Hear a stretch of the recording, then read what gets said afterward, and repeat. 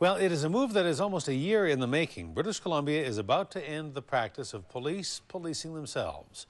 Soon, the RCMP's conduct in the province will be monitored and overseen by a civilian-run agency.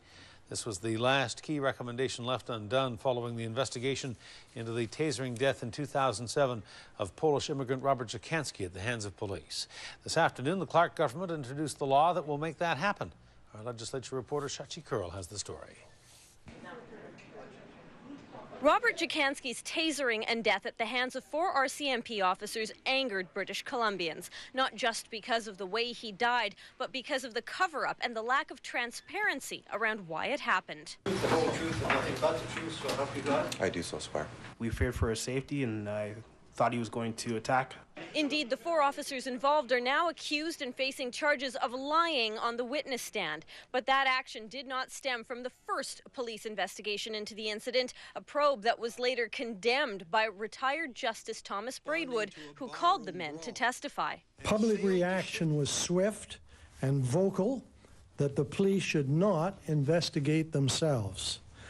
I agreed, and in my report I recommended that British Columbia establish a civilian-based investigative body. Today, the government took action. The public's trust in our police forces is absolutely crucial. With Braidwood and police brass looking on, the province announced legislation to create an independent civilian-led office. We took the recommendations seriously and agreed to implement all of them. Investigators who are not police nor ever have been will look into incidents that end in serious harm or death. This is legislation that the municipal chiefs as well as all police leaders in BC have been requesting.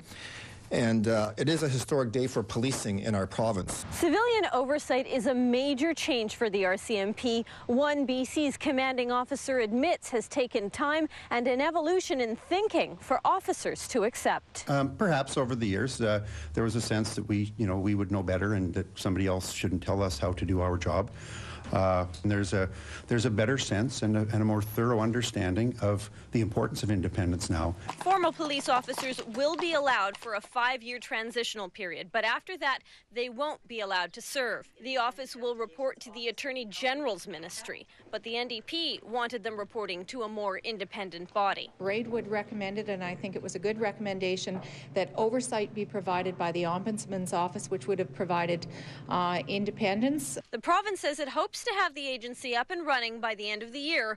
That would be fully 4 years after those 4 RCMP officers took Robert Dziekanski's life and after the public lost so much trust and confidence in police. Shachi Kurl joins us now live with more. Shachi, what's the difference between the new Civilian Oversight Office and the Office of the Police Complaints Commission?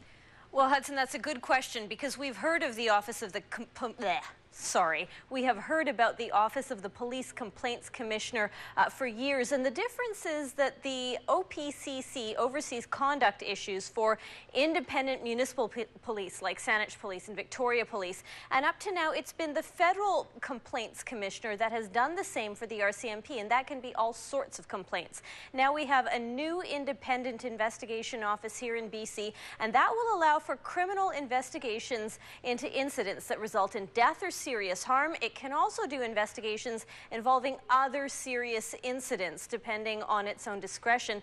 And this office will cover all BC police, both independent, municipal, and the RCMP. Hudson. All right, Shachi Kurl reporting. Shachi, thank you. You're welcome.